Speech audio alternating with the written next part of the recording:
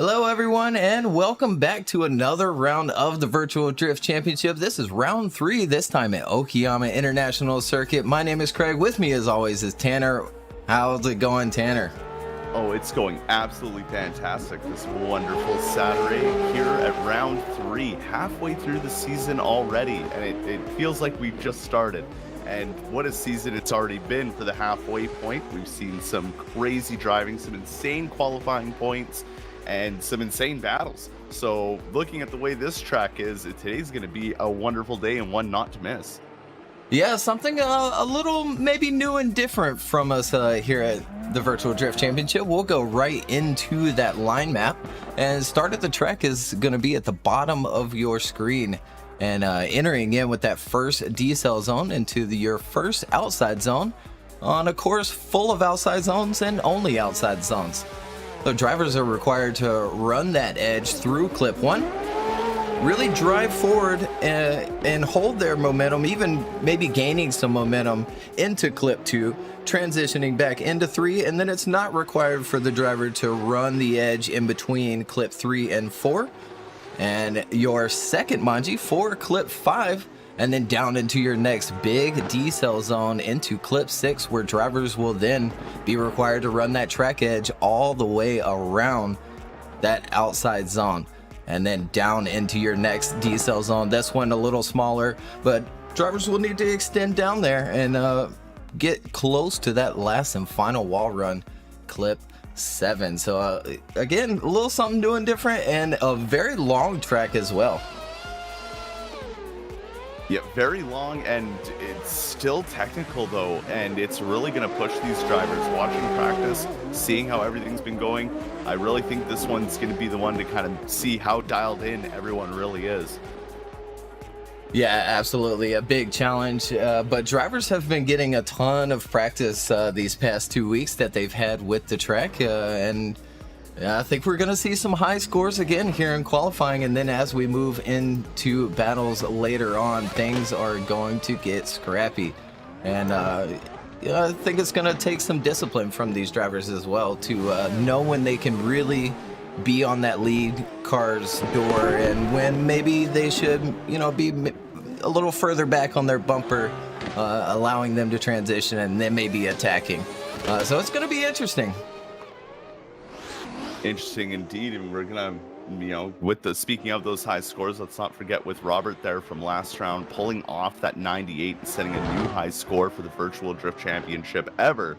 So we'll see if maybe he can come out and put down another high score run for this one. Yeah, absolutely. And if you're new here to watching one of our events, we'll go over our qualifying rules. They're, I guess, the typical qualifying rules that you might see in other drift events, but with a couple of differences here and there. Drivers are, of course, given 2 non-consecutive judge laps to qualify, and that higher score counts. Tiebreakers are used with the lower qualifying score. Basically, whichever driver has the higher lower qualifying score, they'll get the higher qualifying position. And each qualifying run is judged on line, angle, and impact. So of course, line is that line that we want to see from the drivers through the run, dictated by that line map that we just looked at. Angle is the amount of angle that one driver might have, and in some cases, drivers are told maybe not have so much angle in other areas. So that can vary here and there depending on the track and the situation, and inside clips, outside zones. And then impact, so a little bit different from style, and judged as far as a lower score, really only 10 points towards a driver's score here with the impact. It can be a difference between, that 90 and 100 point run where drivers are just super committed, basically that extra X factor. And then all 3 judges are scoring from 100 to 0 rather than having certain criteria that they look at. They're looking at the entire run, and then those 3 scores are averaged, and that's what gives the driver their qualifying score. So I think we have our first driver coming up to the line.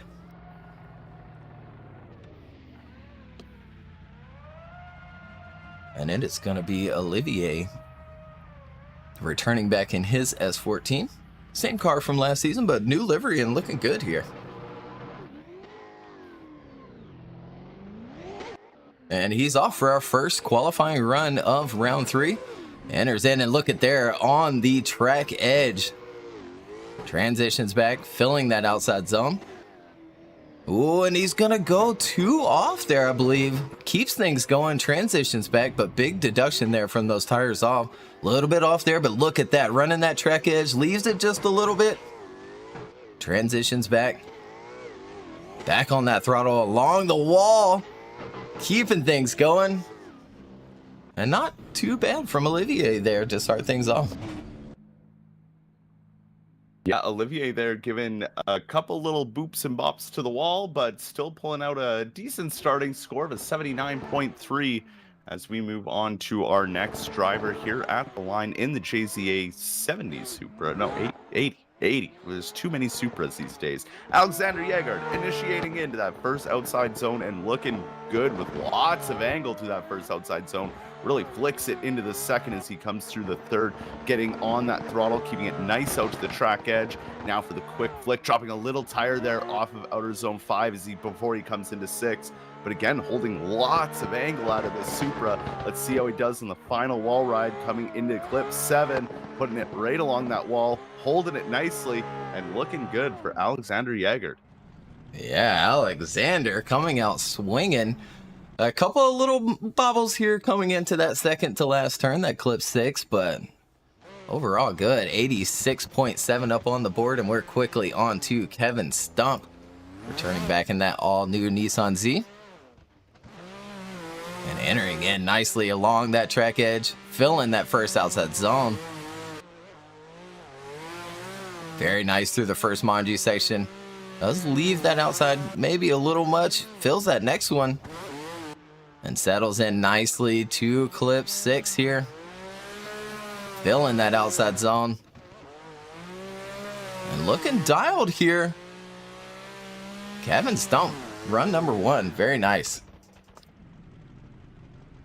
Yeah, Kevin Stump coming out swinging right out of the gate, and a points show for it as well with that 90.7 on the board. So already 3 drivers in, and we're at the 90s. 90.7 for Kevin Stump. Next driver up here, Christian Petrov in that S15 Silvia, throwing it into outer zone 1 and ready to start his qualifying, coming through outer zone 2 and 3 now.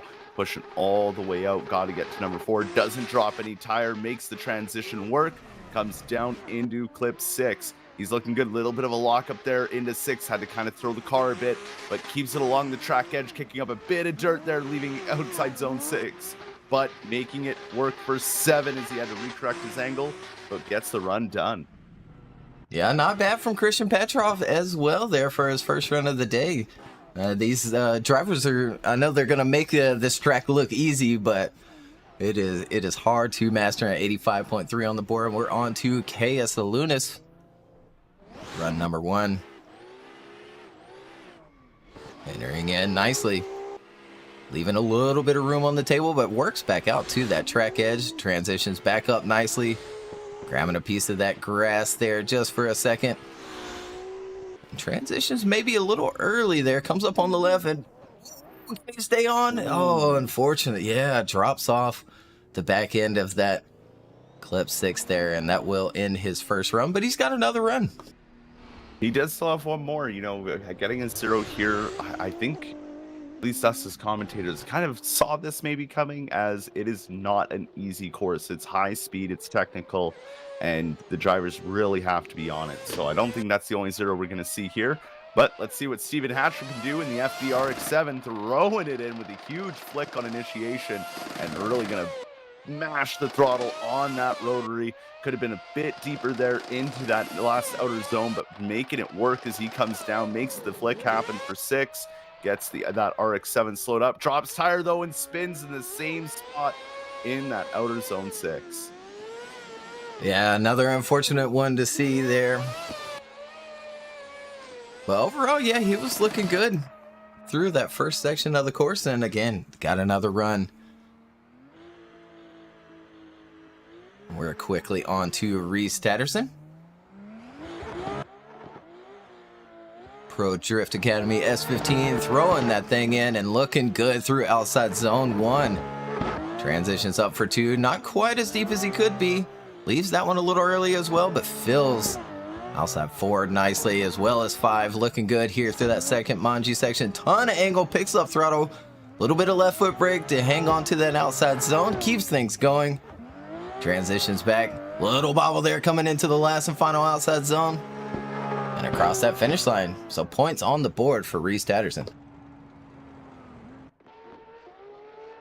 Reese Tatterson getting a little out of shape here and there, but overall not a bad run at all, with an 86 on the board. And seeing the zeros that are already on there, I mean, an 86 is good to have out of Group 1. As we move over to Samuel Cuddy.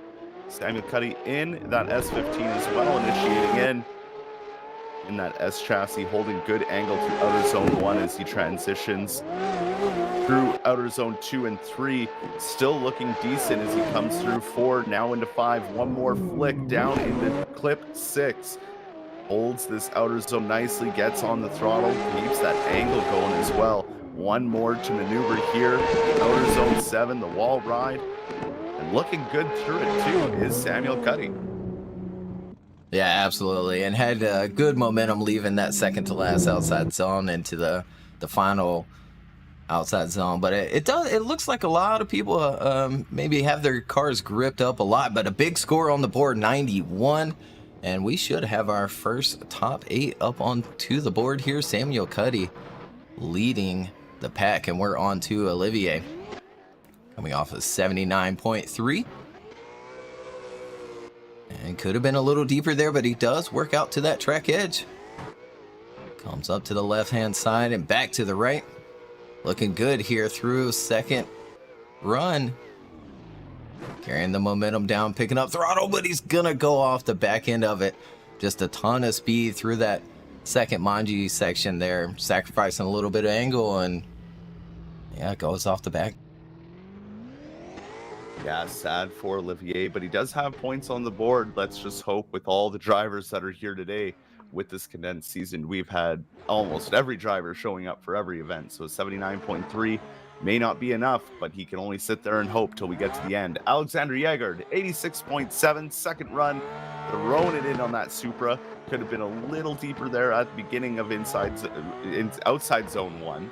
Not inside, as he transitions now through 3, holding it nicely through 4. Again, could have been just a little deeper on 4, kicking up a bit of dirt out of 5, transitioning now into 6. Got to hold it all the way around, and doing so. One last transition onto the wall ride, looking good through outer zone 7, and holding it all the way through to the end. Yeah, not too bad again there from Alexander Yegard, looking dialed in that grippy Supra. 86.7 for his first run, and an 87.3, so improves him. We're on to Kevin Stump, currently sitting on a 90.7 in that NOS Energy Nissan Z. And entering in nicely there to the first outside zone, hangs on to it, transitions back up, and fills that next outside zone. Keeps that momentum going there. Ooh, and falls a little short there of that outside zone. Tries to settle it in here coming down the hill. Stays on course, stays in that outside zone. As soon as I say that, he drops just a little bit of a tire. That's just going to be a tiny deduction there as he keeps things going and across that finish line. Kevin Stump putting in the work there. Almost losing it there with that tire drop. I didn't think he was going to make it for the initiation into, or the transition into 7, but he does and gets an 86.7. That'll be a good tiebreaker score with his 90.7, but sitting on an 85.3, we have Christian Petrov here, looking good through outer zone 1, and transitions now through 2 and 3, filling both those zones nicely, but dropping some tire between 3 and 4, doesn't fill all of 5, makes the transition now for 6, he's going in too fast, and that's it, he resets and sends himself to the Shadow Realm. Certainly does, and another unfortunate 0 there in that second to last turn. It's a tough one coming down that hill with all that speed. We're on to Chaos, tossing that BMW in, keeping things going. Good through that first Manji section, filling that next outside zone, all the way up to those track edges.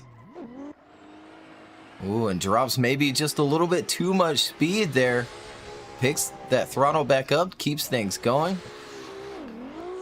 And falling a little short there. And I'd say points on the board for KS. Yeah, KS does get points, a 71.7. So coming off of a 0, I mean, that's not bad. Gets those points on the board and just got to hope it's enough. Also sitting on a 0, Steven Hatcher here in the rotary-powered FDRX7. Mashing off the limiter through outer zone 1. He's going to go through 2 and 3 now, filling the zones nicely. He's got to push all the way out to 4, keeps the car dialed in, makes it through 5. Transitions now into 6, gets a big bobble there coming into 6, but holds it together and does not go off at 6. One more outer zone to go. Steven Hatcher puts it on the wall, holds his angle through, and that'll be points on the board for Steven Hatcher. Yeah, Steven looking good there in that second run with the pressure on as well after coming off that unfortunate 0, going off the back of that second to last turn. He puts a score on the board in at 88.7, and we're on to Reese Tatterson, currently sitting on his 86.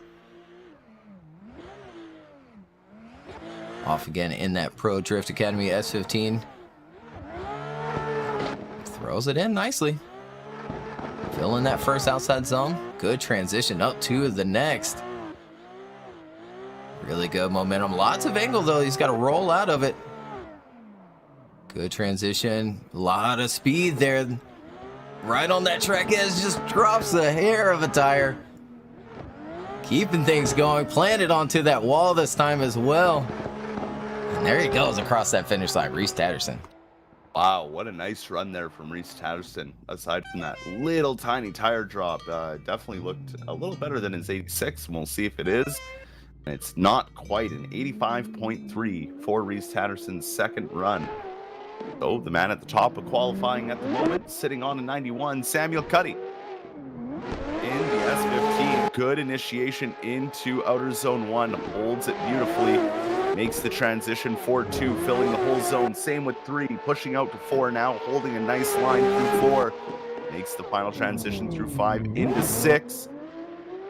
Looking good through 6, holding that angle, keeping it on that track edge. Transitioning down into 7 now, gets on the wall, holds it there, and pushes out nicely. Good, consistent run.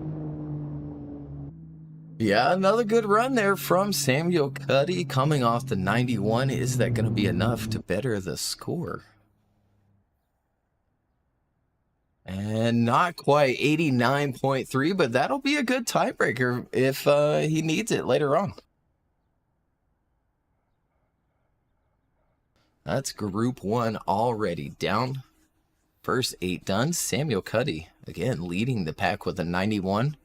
Kevin Stump right behind him with that 90.7, and Steven Hatcher currently sitting third with an 88.7 as we wait for that next group to load in. You know, you brought up a good point there during one of your speeches with the downhill there at Clip 6, and I think that's one thing that'll be catching a lot of drivers out is just that the momentum change from carrying that speed, axing enough speed to still hold your angle, but make sure you're not carrying too much momentum halfway through 6 where you end up getting thrown off because of that downhill momentum. Yeah, absolutely. It is it's a tricky one, and you got to use all of the tools that you have at your disposal to really get the rear of that car into that outside zone, and then when you pick up throttle, you stay in that outside zone. Don't leave the track edge too much, or if any, if it's possible, which a couple of the drivers, I'll tell you what, Robert posted that clip to Instagram just a few hours after we released the track, and man, 98-99 run that he posted. So not to, dang, I don't want to put pressure on him, but look good, and he was able to hold that track edge all the way around, really all over the place on this track, just looking very good, as well as other drivers. They've been posting to their socials like crazy and showing off their practice runs, and I think we still have some crazy high scores to come. Oh, for sure. I think so as well. I mean, watching these guys throw practice, some of these guys have it just so dialed in. But I think that just goes to show the practice that these guys are putting in and the level of competition. They know it's there, and they got to put in the practice and make sure that they're bringing their A game for every single event, especially with the condensed season. Yeah, definitely. Every battle, every round matters even more this time with it being a shorter season and just 6 rounds rather than 8. We even did 10 one time, but Tanner, as much as I loved to do this, it was a lot, and it sort of made each round maybe not as important, but it looks like we've got our next driver at the line ready to go.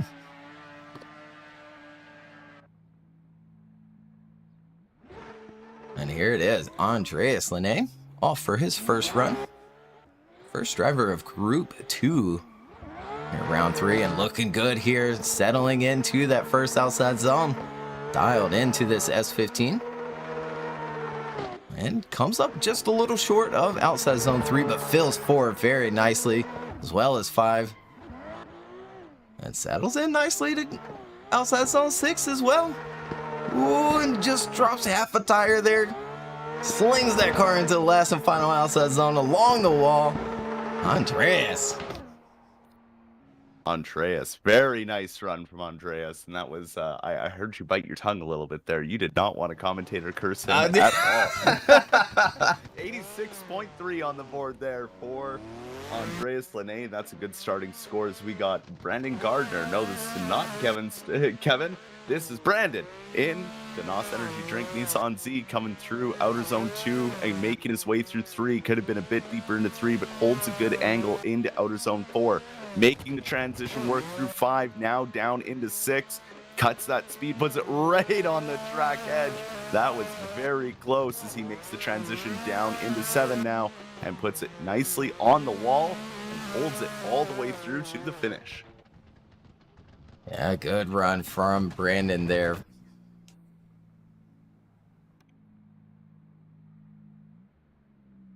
And a 93.7, so Brandon Gardner taking the #1 position here in Group 2. And here's Zach O'Sullivan returning back in his Supra and filling outside zone 1 nicely. Back up to the left-hand side, keeping that momentum going. Fully committed here through this run as Zach. Nice transition. Right along that track edge. Look at there. Very nice. Settles into that last and final outside zone along the wall. Across that finish line. Zach O'Sullivan, maybe a new high score right after Brandon. Wow. You know, Zach coming off the high of that win from last round, and there it is, a 94.3 for Zach O'Sullivan in that Sim Magic Toyota Supra. What a run.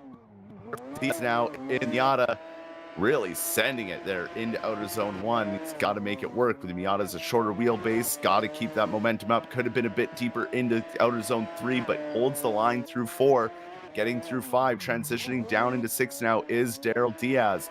Looking good, keeping it right along that track edge as well. Drivers are dialed in for outer zone 6. Let's see how he does around 7. Puts it on the wall and holds that angle through. Daryl Diaz coming out swinging. Yeah. Quite literally swinging that little car around. 91.3 on the board. And that puts him in 3rd here in Group 2. And Robert right behind him. Here he goes for his first run. Very nice through outside zone 1 here. Keeping that momentum going through 2 and into 3. Very good line from Robert here so far through the course. There he is into Eclipse 6. Leaves that outside just a little bit, but then works it right on back out to that track edge. Very nice transition across, extends just a little bit there. And across that finish line. And 3, 4 runs right after another. Right after another, and all of them were absolutely on fire. A 93 for Robert there. So putting himself right up in the top as we have Caleb Dauphiné now in that Mustang coming for his first run.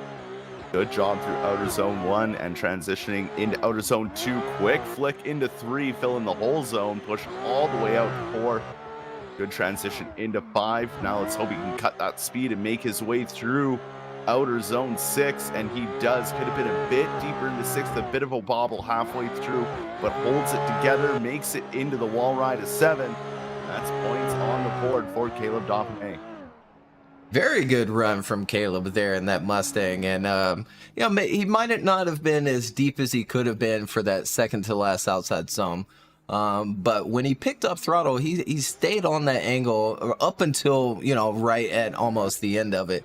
Just very smooth and would be very easy to I think chase as we go on to Kale Fonseca for his first run. Looking good through turn 1 and into turn 2 here, flying up the hill. Small angle correction there, but driving forward. Tons of speed coming in. Picking up that throttle. Small correction here and there, but he stays on that track edge. I don't know how he didn't drop a tire as he works it into that last and final outside zone. A nice first run from Fonseca. Yeah, wow, Group 2, Kale Fonseca coming out swinging as well. A 92.3 for Kale Fonseca. Very good run. And here we go with our next driver, Dan Dirks. Dan Dirks in the beautiful BMW. Initiates in, could have been way deeper into outer zone 1, almost leaving it a little bit. He transitions into outer zone 2, tries to get into 3, doesn't really make his way into it, pushes out, grabs 4, makes it through 5, now into outer zone 6. Can he push it out to that track edge? Holds that angle. Doesn't get quite out to the track edge, but does hold the angle as he comes into 7. Playing it maybe just a little safe, just wanting those points on the board, but does finishing out the run. Yeah, it's not too bad. A couple of things here and there that you pointed out. 81 on the board, really. Yeah, it's not too shabby right now as we move on through Group 2. Brandon Patrick for his first run. That Triple F performance. Ferrari keeps things going through that first outside zone. Filling the next. Looking good through the first Manji section. Ooh, making a small correction there. As he works through that second Manji section, picking up throttle when he should for this clip 6. Leaving that track edge just a little bit. And transitions back. Very nice run there from Brandon Patrick. Yeah, Brandon Patrick making it always work in that Ferrari of his, and it's great to see it back on the grid. An 86.3 for Brandon Patrick's first run, as we're down to the last set of the first runs of qualifying. Augusto Ferreira throwing it in that S15, dropping a tire though on initiation, holds it together as he transitions to outer zone 2, now makes his way through 3, holding that momentum as he gets through outer zone 4, makes it through 5, one quick flick down into 6, maybe a little too aggressive, has to lock up those brakes, but holds it together and makes it work through the rest of 6, and now down into 7, last outer zone to go. Augusto stays on throttle and finishes out that run. Yeah, not too bad from Augusto. A couple of mistakes here and there, dropping those tires, but there it is, 78.3, but he's got another run. Andreas for his second run, coming off the 86.3. Looked pretty comfortable on his first run. As he throws that S15 in. Couple of corrections here and there through that first outside zone, but lots of angle through 2. Up the hill through 4.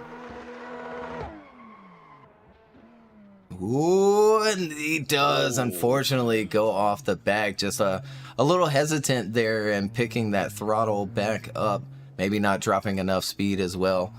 But still, the 86.3 might get him there. I don't. This group has been spectacularly strong, though. It's very true.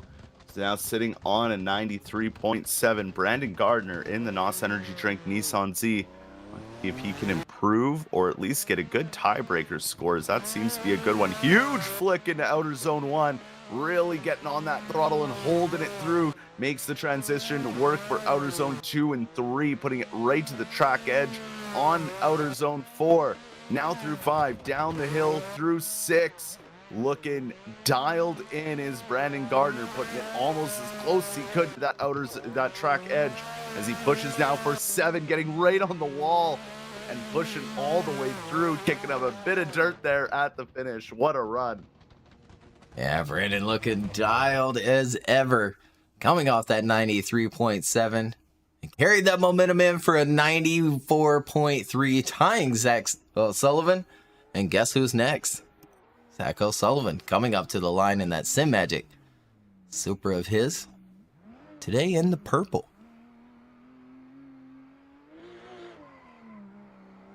And he's off.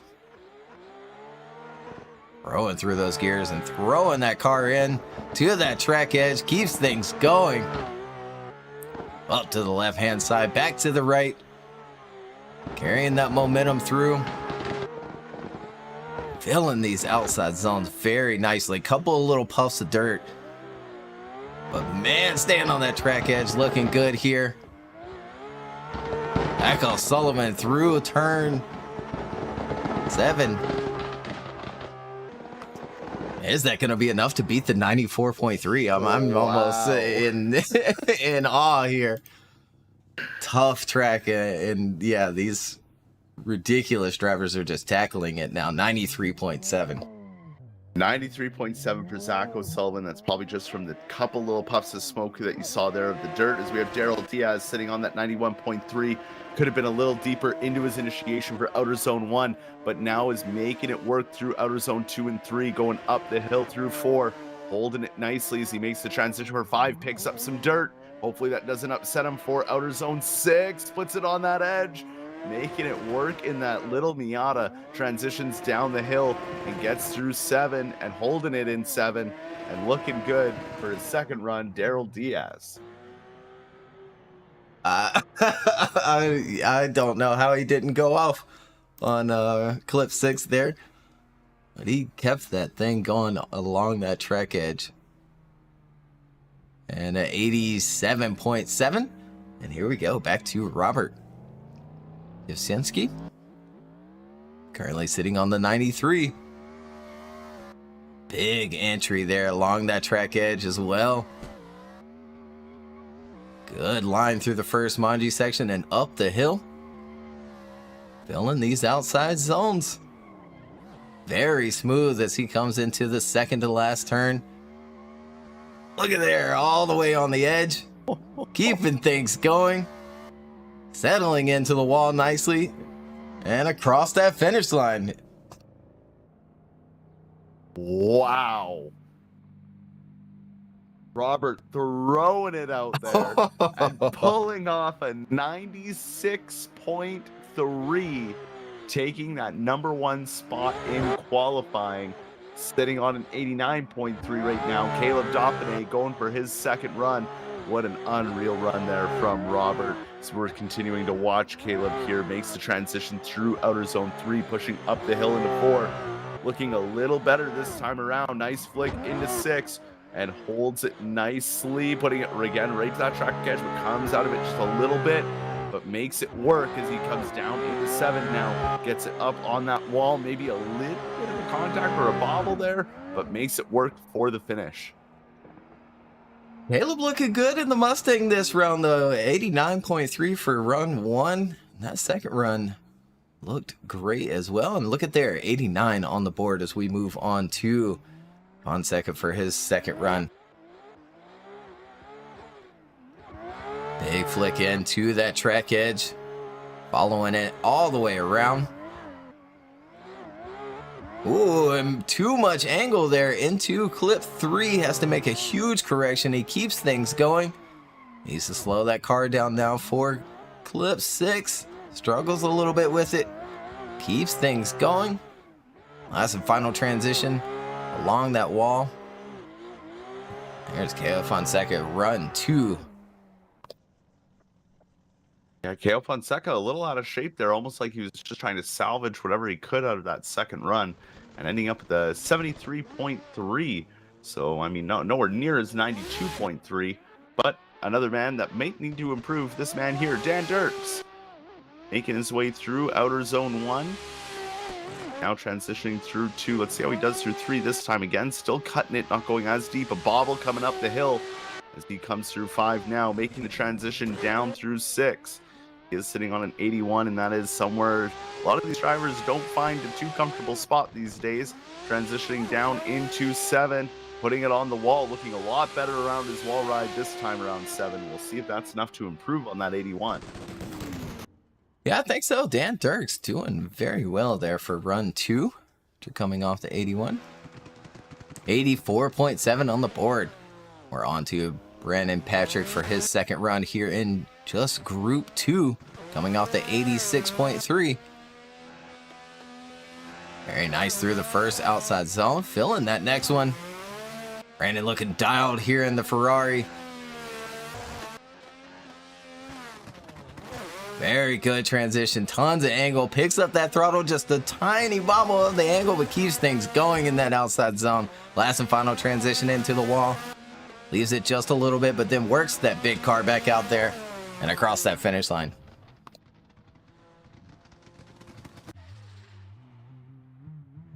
Another run there for Brandon Patrick as we wait for his scores to come in.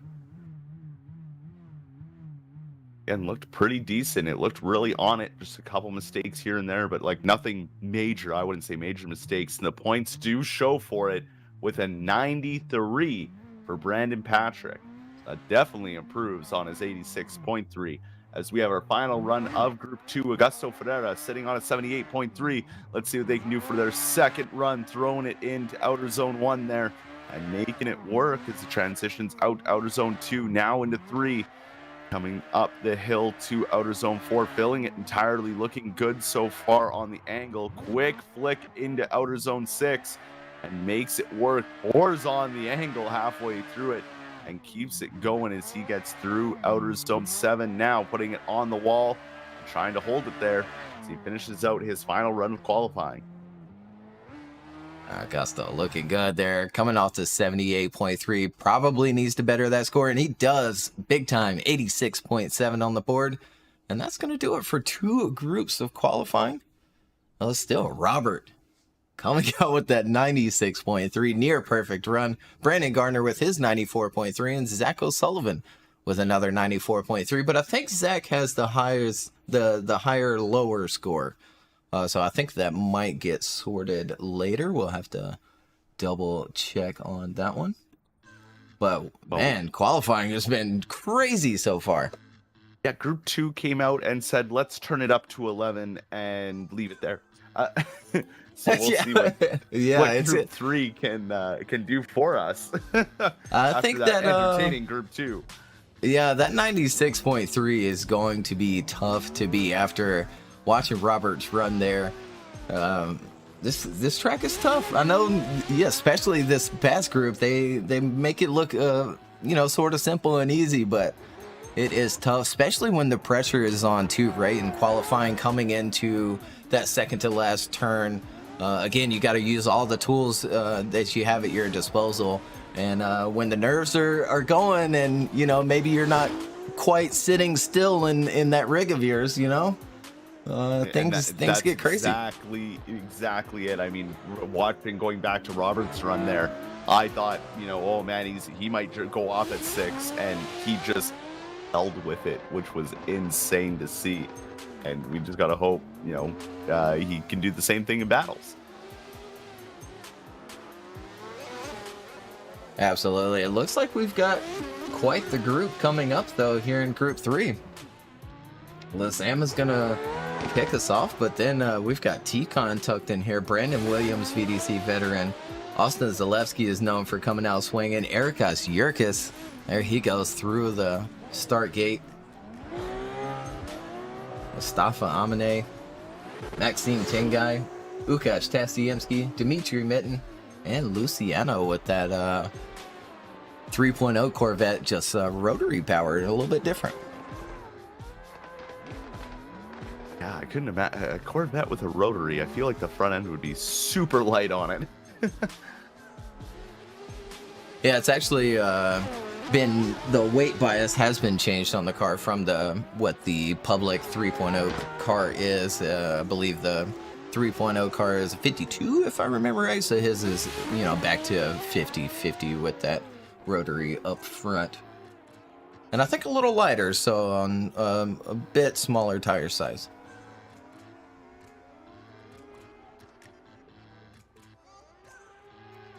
All right, it looks like we have our first driver coming up to the line now.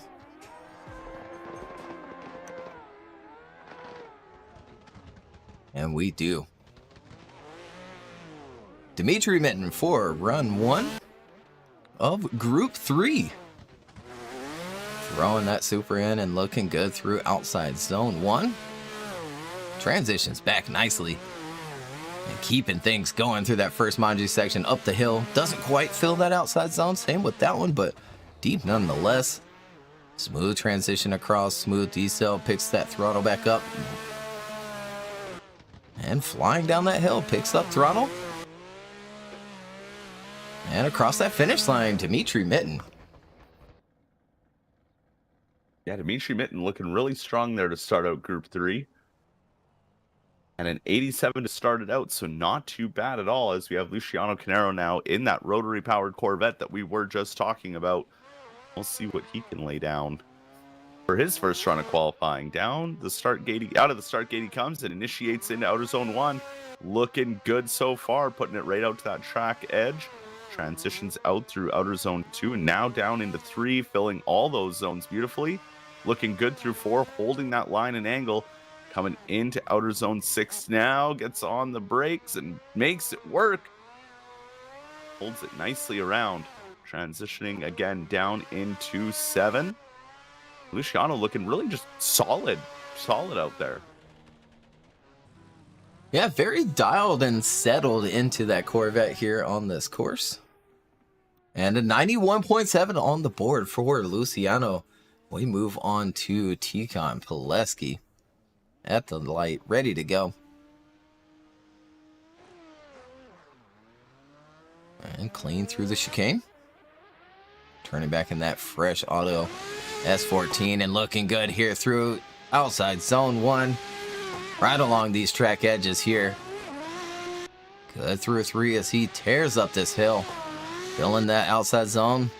Good through that second Manji section. Settles in nicely. He uses a little bit of that left foot brake. Stays in that zone. Not quite track edge, but keeps things going as he settles into the wall run. And across that finish line, Tikhon Pileski. Wow, Tikhon coming back out with a point to prove, especially after getting his first 0 ever in the last round and then getting knocked out super early in battles. A 92.7 for his first run of qualifying. Tikhon coming back swinging for this round. We have Brandon Williams now in the JZX, ready for his first run, throwing it in. VDC veteran Brandon Williams makes a little angle correction there coming out of outer zone 1, makes it through 2 and now into 3. Up the hill, looking good so far. Down through 5 and now transitioning for outer zone 6. It gets the angle and holds it around 6. Picking up a bit of dirt there on the exit, but making the transition work for 7, putting it right on the wall. That's not an easy car to put on the wall, so good job there from Brandon Williams. Yeah, very good for run 1 there.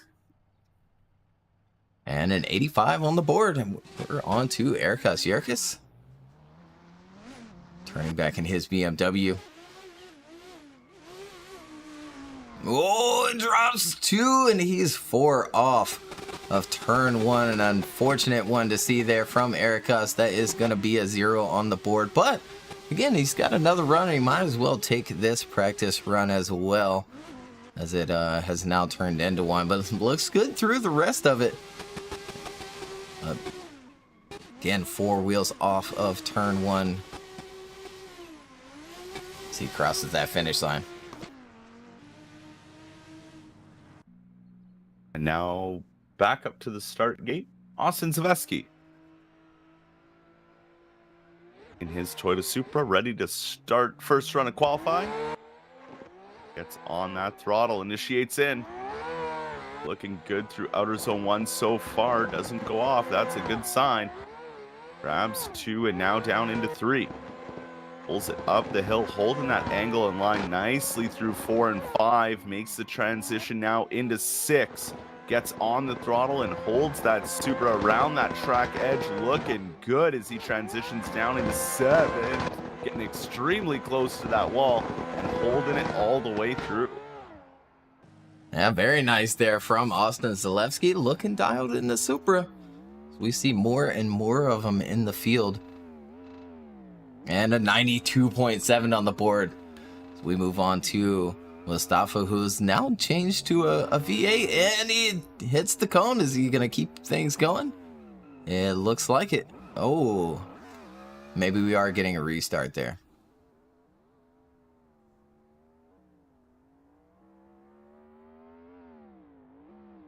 And yeah, we are going to get a restart as he comes back to the line.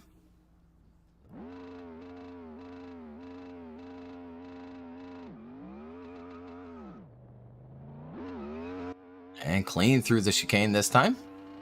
Mustafa throwing that car in, maybe a little too deep, drops tire, keeps things going. I don't know how. As he transitions back, leaving that outside just a little bit there, not quite on the right line. Comes up to the left-hand side a little late, but keeps things going into the second to last turn. Works that car back out to the track edge. Staying in that outside zone and too deep there as he goes into the wall. Mustafa, a little rattled, maybe. Yeah, Mustafa definitely not looking like how he normally does. That almost seemed like a put the right foot down and hold it there run. But the fact that he didn't spin out from that wall tap into 7, that was some good driving there. 73.3 for Mustafa on the board as we have Maxime Tingai now. Looking decent through the first 2 outer zones, coming through 3, could have killed 3 a little bit more, but makes it through 4 and 5. Transitioning down into 6, holding that angle, keeping it together, little bit of brake there, getting on the left foot brake to hold that car of his through outer zone 6, makes the transition work through 7, gives the tap, a little bit of a wall tap there, but keeps it through and holds it together. Yeah, not too bad from Maxime there. For run 1. And a 90 on the board. Very good there as we move on to Łukasz Tasiemski. Turning back in his S15. He throws that car in. Nice and snappy. Filling that first outside zone, but adds a ton of angle there before making that transition. Transitions back. Filling these outside zones though. Very nice there through the second Maju section. Works that car back out to the outside. Small little bobble there in that angle. Drops maybe half a tire. Not even. And keeps things going here in the last and final outside zone. Finish in the run. Łukasz Tasiemski. Yeah, Tasiemski coming out swinging on that run and looking pretty good through it. And getting a 91 on the board. So Group 3 really coming out swinging. Now, Zamisau, a one and done run as he missed out on his first run of qualifying. So he's got to lay it all out on the board here in that A90 Supra, making it work through outer zone 1. A little tire drop coming through 2 and 3, up the hill now through 4, holding a good line. Makes a good transition into 6, kicking up a little bit of dirt. Holding it along that track edge, making it work. A couple mistakes here and there as he was coming up that hill, but now coming into 7, looking settled through 7 on that wall ride. So he's got to hope that this one run is enough to get him into the top 32 later today.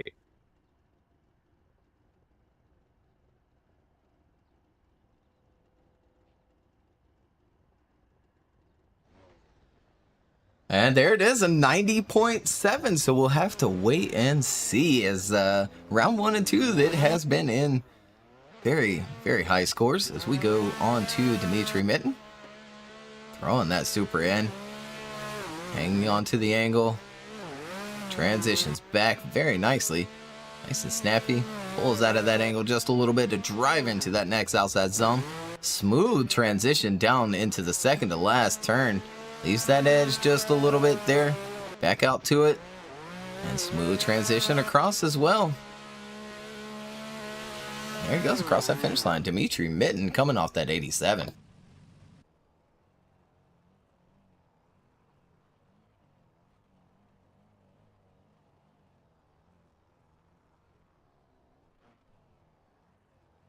Dimitri Mitten there with an 89.3. Move over to Luciano Canero now, sitting on that 91.7 in the rotary-powered Corvette. Initiates into outer zone 1, filling the zone really good as he comes through and transitions now into outer zone 2. Lots of angle to switch back there for 3, but holding that speed up the hill through 4, making the transition out of 5 and now down into the first big long outer zone 6, holding it right along that track edge. Luciano looking really good and composed here, just really won with the car, keeping that throttle planted and making that run work.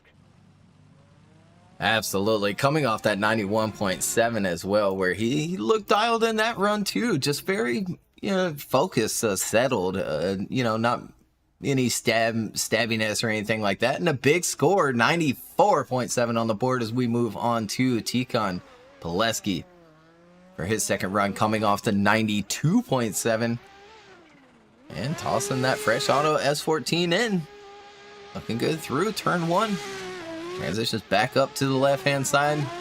Back to the right.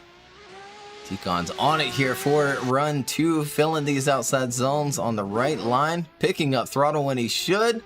Staying on that track edge. Works down that hill. Right along that wall. And there it is across that finish line. Tikhon Pileski dialed in. Wow.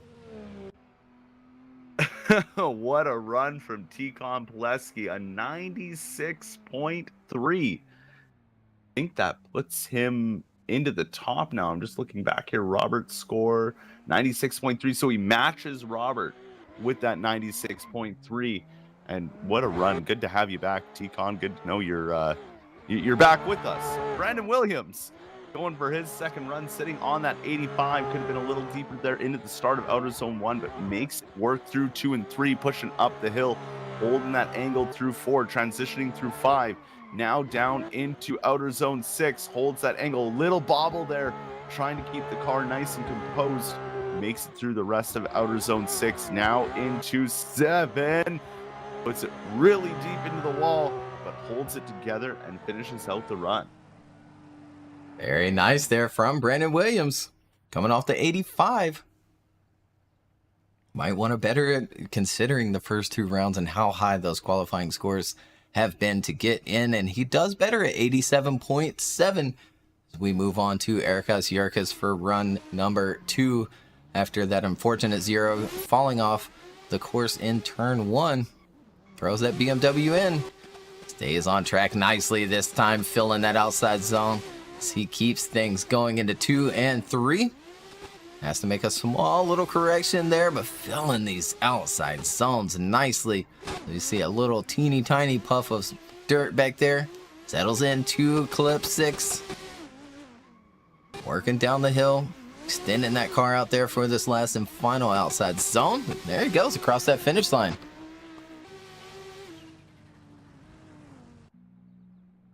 Yeah, a very good run there from Erikas. Really just putting the car exactly where it needed to be and making it work and looking good as well. And a 91.7 there.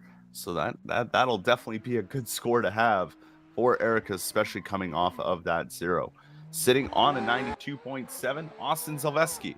Ready to go for his second run, throwing it into outer zone 1. Could have been a bit deeper on the initiation, but pushes all the way out by the end of outer zone 1. Coming through 2 and 3, looking good up to 4, holding that angle and carrying a lot of speed coming into outer zone 6. He does make it work, adds that angle, and stays on throttle. Transitioning now to outer zone 7, putting it on the wall, and holding that angle. Looking good for his second run is Austin. Yeah, looked dialed in the first and looked dialed in the second. 92.7 for run 2 and a 92 for run 2. Mustafa for his run 2 was coming off that 73.3. Really struggled in his first run. Settles in nicely to this first outside zone. Comes up for the second. Looking a little more comfortable this time. Not quite filling that zone, but still the momentum that he's carrying through this course right now. As he settles into the second to last outside zone. And he's going to come up a little short there. Has to extend a little bit with that left foot brake and across that finish line. So much better for run 2. Yeah, there's Mustafa we've kind of come to know, just looking a lot more dialed in on that second run and able to make things work in an 87.7. So hopefully that'll be enough by the end of this qualifying to get into the top 32. Maxime Tingai sitting on that 90. Let's see if he can better that or even just match it. Throwing it into outer zone 1 right along the track edge from the start. Making it work through outer zone 2. Could have been a tad deeper into 3, but makes it work up the hill into outer zone 4, carrying lots of speed through 5. Now making the transition down into 6. Let's see what he can do right along the track edge. Putting it there, looking beautiful through outer zone 6. Holding it now around 7. Got to stay on that wall. He's on the left foot brake a little bit, but makes it work all the way through to the end. Maxime Tingai. Yeah, looking comfortable on this course here. 91.7 for run 2 for Maxime. So we move on to our last and final driver of the group, Łukasz Tasiemski. Currently sitting on a 91. We watch these scores get higher and higher, which is going to push that cutoff to be higher and higher as well. Lots of angle here through this run so far. Looking very good here, Łukasz Tasiemski. He transitions for outside zone 6. That's right, 6. We have 7 outside zones for this long track. He makes that last and final transition, settles into that wall, and across that finish line.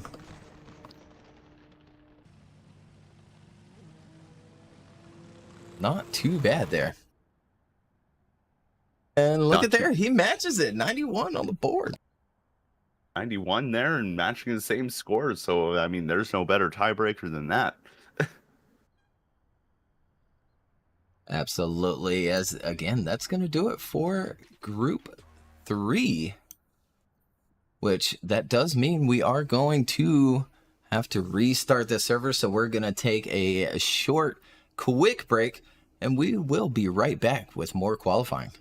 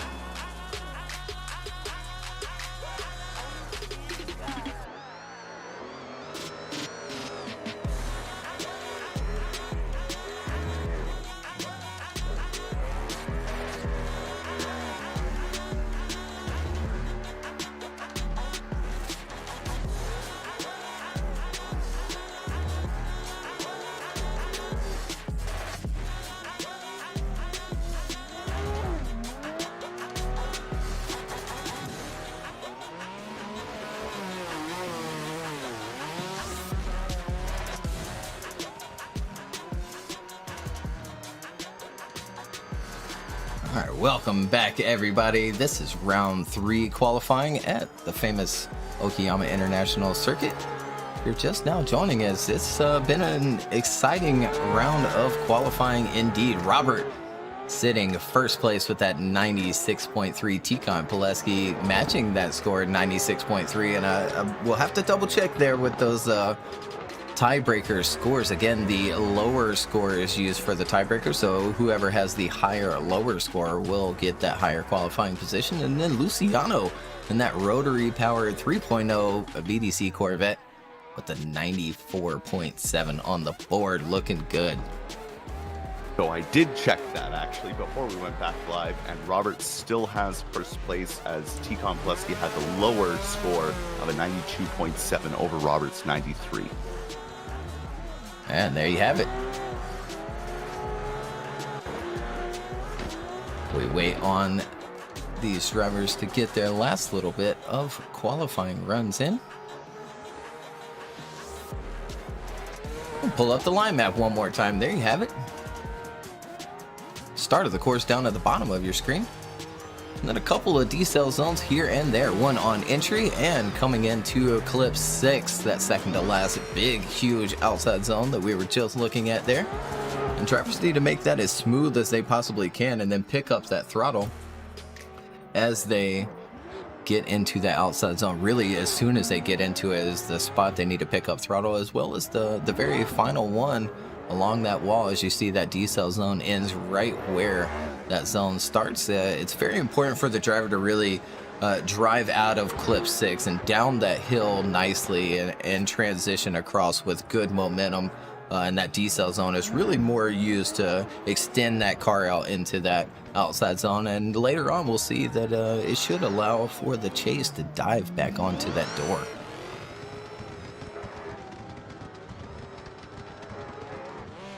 I believe that's final call, so last little bit of practice runs here.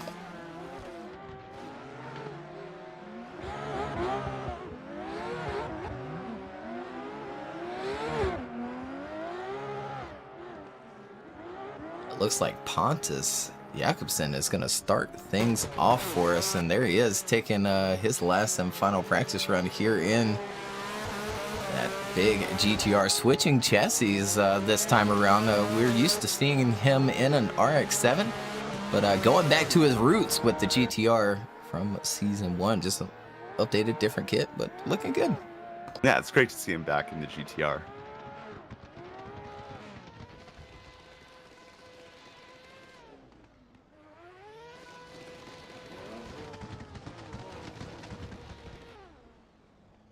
As we hear there in the background, other drivers leaving the course.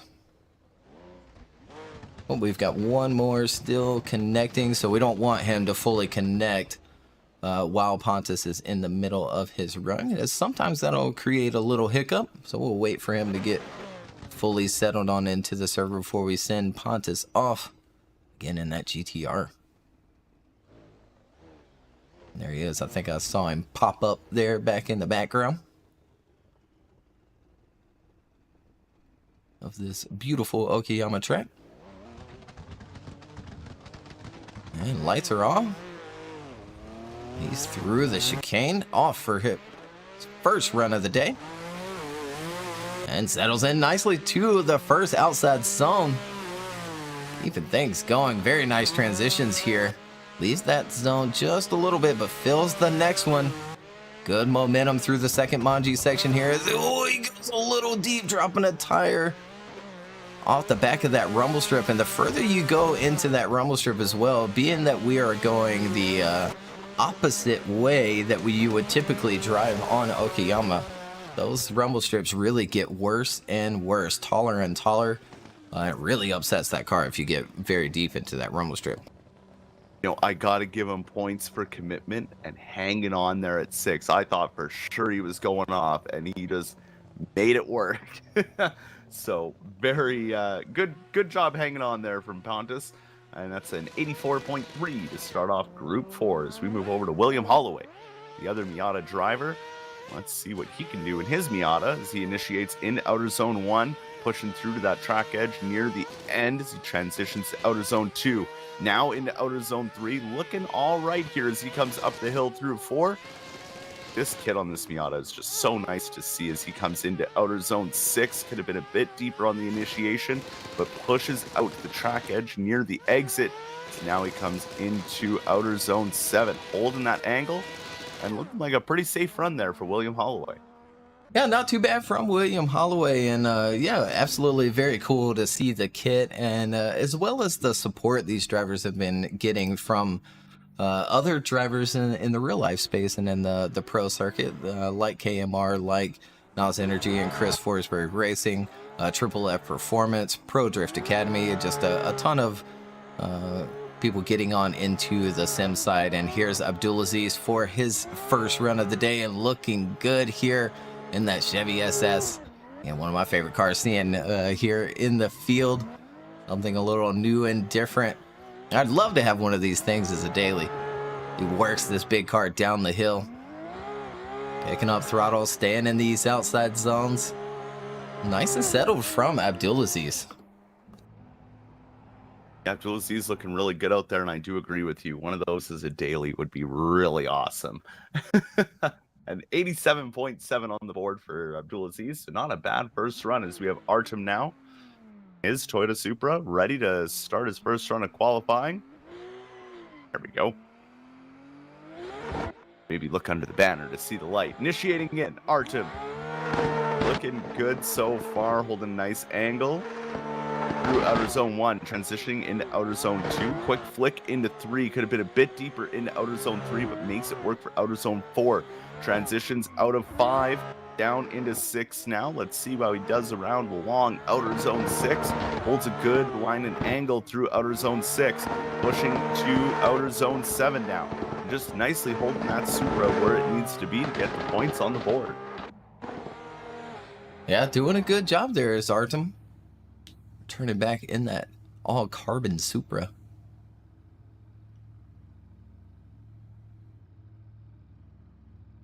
And a 91.3 on the board. Strong score as we move on to Masashi Yoshida. First run of the day. And I feel like it's been a while since we've seen him. As he enters that R33 in. V8 power this time. Flying up the hill. Filling that outside zone nicely as Masashi. Good flick across here. Picking up throttle. On time. Look at there along that track edge in that GTR. Good transition down into this last and final outside zone. There he goes across that finish line.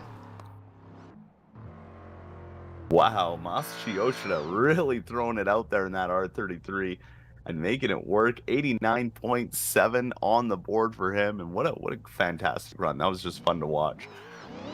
Have Nick Novak at the line, his BMW. What Formula Drift driver Nick Novak can do here.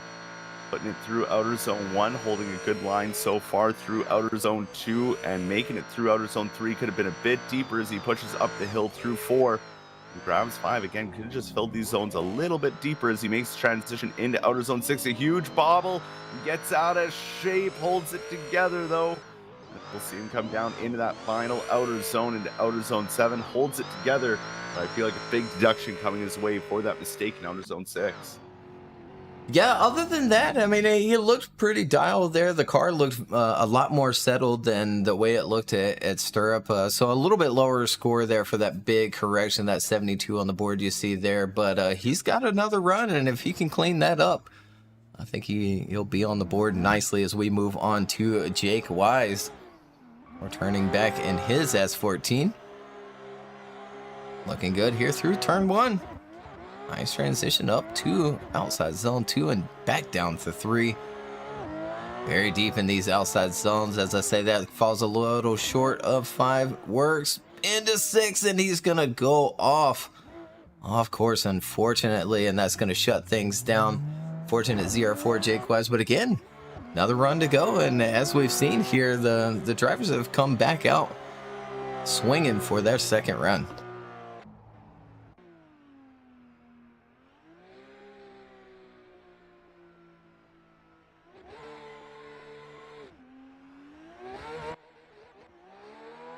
And here we go with... My apologies, my mic was muted. I was talking in the background. So here we go, Quayne Ebanks, my apologies. Talking to myself, looking good through the first 4 clips here, filling out these zones and really putting in the work as he comes in outer zone 6, holds it through, and looking good through outer zone 6. Quayne got one more to navigate through outer zone 7, holding that GTR together and putting in some good work. Quayne looking good there. See, takes our camera guy out there at the end, and a 92 on the board for Quayne. We move on to Pavel Gross, turning back in his GT86. Goes for a nice flick initiation, picking up throttle on time and driving that car through that first outside zone. Could have been a little deeper there. Nice on 2 though, as well as 3. So he works that little car up the hill. Little bit of shimmy shake there. It keeps the momentum going. Smooths with the transition. A little late picking up throttle.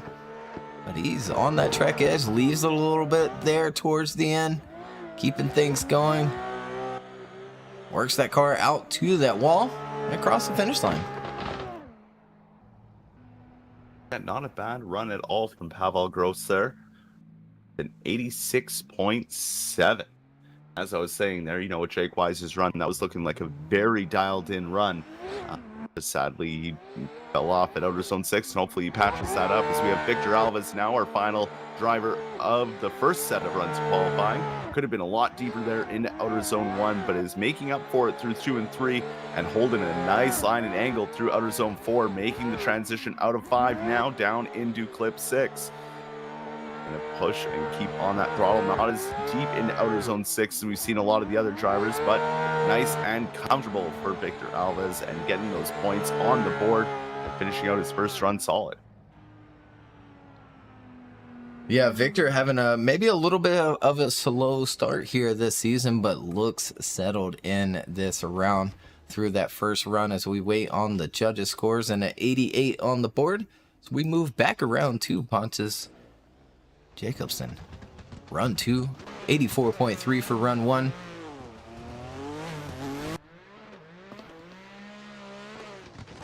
And enters in nicely. Has to work that car back out to the track edge though. Keeps things going here. Nice pace and momentum. Commitment is there as well. Transitions back. Very good as well into the second to last turn. That is deep as you can be almost. Nice and settled into the last and final outside zone as well. Pontus Jacobson, run 2. Yeah, Pontus really laying it on the line there for run 2 and looking really solid, and the score reflects that, a 92.3. That's definitely better than the 84.3 of his first run. So we have William Holloway at the line sitting on an 87.7.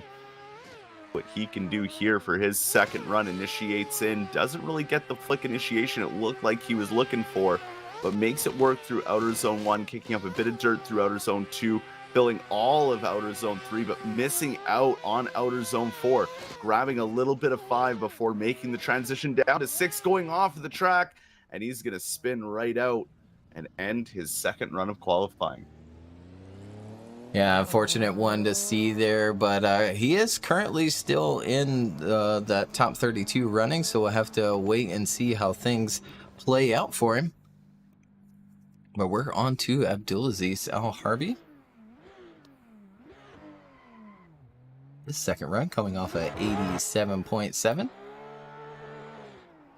We see that qualifying cutoff at an 86 currently. As Abdulaziz works through the course here, tons of angle across outside zone 3 up to 4, a ton of angle there into 5, here's 6, and too much through 6. He's loops it around. Fortunate one to see, but again, 87.7 still sitting in the running. We'll have to wait and see how qualifying plays out. Still 2 more groups to go. It's a scary place to be in. We'll see what Artem can do for his second run, sitting on that 91.3. Artem had a very solid first run of qualifying. Let's see how the second one plays out. Filling all of outer zone 1, looking good off that initiation, transitioning to outer zone 2, keeping it smooth through 2 and 3, pushing up to 4, transitioning through 5. Lots of angle there as he makes the flick to come into outer zone 6, but puts it right on the track edge and looking a lot more committed on this run than his second as he pushes in through outer zone 7 now. Little correction at the beginning of outer zone 7, but holds it all the way through to the finish.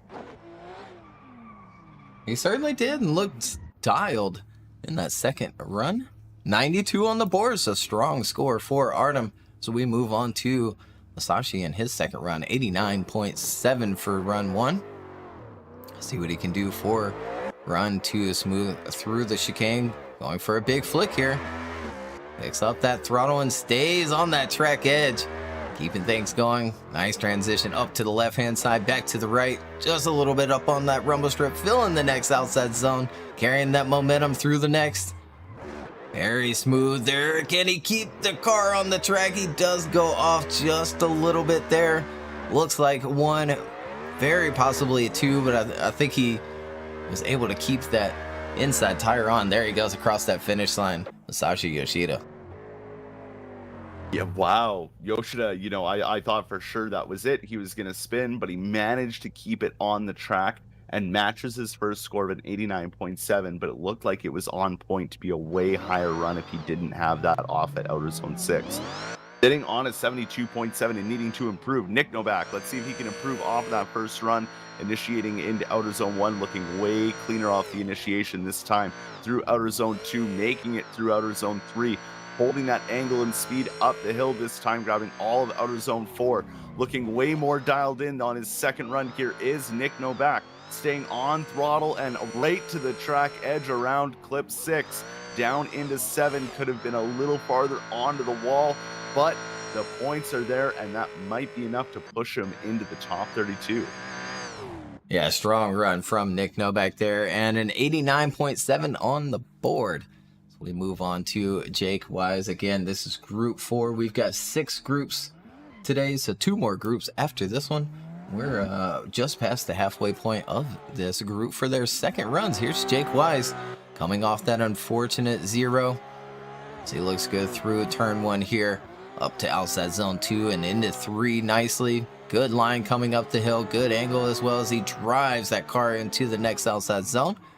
And back down the hill, a little more cautious this time, trying to keep that car on track. And look at there on the edge, and he just barely drops a tire there, but keeps things going. That is going to be a teeny tiny little deduction there as he crosses that finish line. Jake Wise for run number 2. Yeah, Jake Wise trying to get those points in, trying to get into the top 32 for later today. And 86.3, so it is going to be close. He still has a lot of drivers to wait through to see if he makes it into the top 32. Kawane Ebanks in the GTR, sitting on a 92, sends it into outer zone 1, holding lots of angle as he transitions now to outer zone 2, flicks it again for 3 to push up the hill, holding that momentum. Good line and angle so far as he comes through outer zone 5, makes the transition now into outer zone 6, pushing along that track edge and holding it there. Looking good so far for Kawane Ebanks' second run, coming through outer zone 7 and making short work of the track and looking good doing it.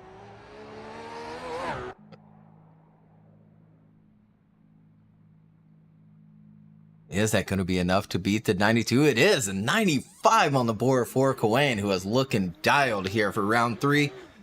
And we're on to Pavel Gross with his second run, 86.7. And that score is getting closer and closer to being cut off. Somehow we have a 33.3 already on the board as we continue on. Small mistake there. See, fails these outside zones nicely. A little hesitant there. A lot of speed dropped coming into that second to last outside zone here for clip 6. Down the hill nicely into clip 7. And across that finish line, Pavel Gross. Pavel trying to regain some speed and some points there that he left on the table, but it wasn't quite enough 84.3 for his second run. So it'll just be time to tell if that 86.7 will be enough. Victor Alves sitting on an 88. Let's see if he can improve as he comes flying into outer zone 1, kicking up a bit of dirt. Kind of adds some angle, takes away from it, but gets through outer zone 2 and 3 as he pushes up the hill now through 4. Starting to carry a lot of speed through 5, makes the transition down into outer zone 6 now. Again, holding a lot of speed into 6, maybe a correction there at the top, but makes the transition down into 7, holding that angle, looking good, holding the speed, and hopefully beating that 88. Just might do it there with that run. And a 91.7 on the board for Victor Alves, and that's going to do it for Group 4. So 2 more groups to go, and these scores, again, they're getting higher and higher and making that cutoff score higher and higher as well. As we take a look at it, Andreas Lene in that 32nd spot right now with an 86.3. Again, as that cutoff score works higher and higher. Yeah, you know, the track is really just starting to show itself and really make these drivers think like, oh, you know, maybe I did need a bit more practice, or maybe I didn't practice enough. And you can kind of tell that for those who have really, really practiced and dialed in their cars to those who really didn't. And with this condensed season, again, I've said it before earlier, you got to bring that A game. You got to make sure you're hitting every mark, every round, because in this condensed season, every point matters. It certainly does. Again, being those 6 rounds instead of the 8. Every round matters, every battle. And a big field as well. We've got around 80 total licenses. We're just at 78 cars submitted, so 78 drivers that have submitted some sort of car. And it looks like we have 59 drivers showing up today. And we're only going to take 32 of them, the top 32 qualifiers. So again, really almost cutting half the field in each qualifying session. Yeah, that's how it seems to have been through the first 3 rounds that we've had here so far, is about that 60 mark. I think round 1 we had 69 drivers, and then, you know, a few less from there on round 2. So it's still a huge turnout each and every event, which is great to see, and just showing that these guys have to be committed this season and not lose their license either.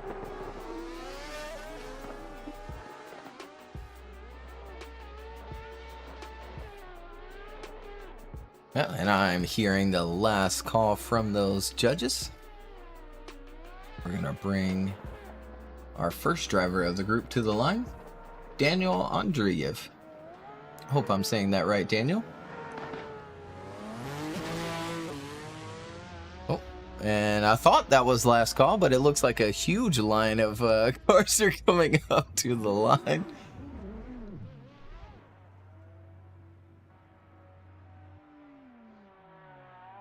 Yeah, as we see them reset here.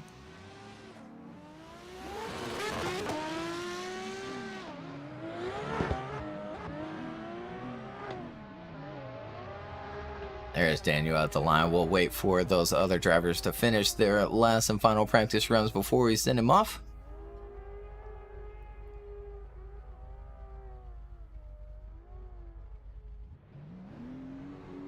And lights are flashing, lights are on. And Daniel is off for his first run of the day. Entering in nicely. Settles into that track edge. Keeps things going. And Daniel looking good here through turn 2 up the hill, filling that zone. Make sure I want to be careful with my words there and not commentators curse this run here. Look at that, along that track edge is Daniel. Settling in nicely to the last and final outside zone. And there he goes across that finish line. Prayed to the commentator gods, and it worked.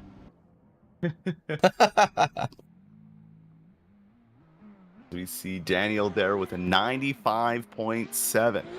What a high score, and what a great run from Daniel. So we have Artem Akushenko now in his Toyota Supra, really going to send it through outer zone 1 here. Lots of angle as he transitions into outer zone 2. Licks it through 3, now pushes up the hill, holding his angle all the way through 4, making it through 5, now down into clip 6. He's got to cut that speed and hold it along the track edge, and he does. Comes in a little bit, but holds onto it as we transition down to outer zone 7, puts it on the wall, and holds it all the way out there, and looks good while doing it. Absolutely, Artem Akushenko coming out swinging. And a 92 on the board as we move along to Ryan Littoral for his first run. Turning in that power stop brakes S15. And entering in nicely. Tons of angle there, leaving that first outside zone. Transitions up, drops a little bit of dirt there. Keeping things going though. Filling these zones, good momentum through there.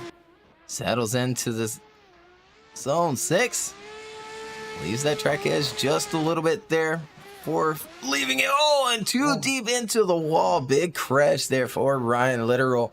That last and final outside zone. Other than that, just looking super dialed there. Yeah, Ryan Littoral looked like he was on it for a really good run there. And just sadly, the wall at turn 7, that'll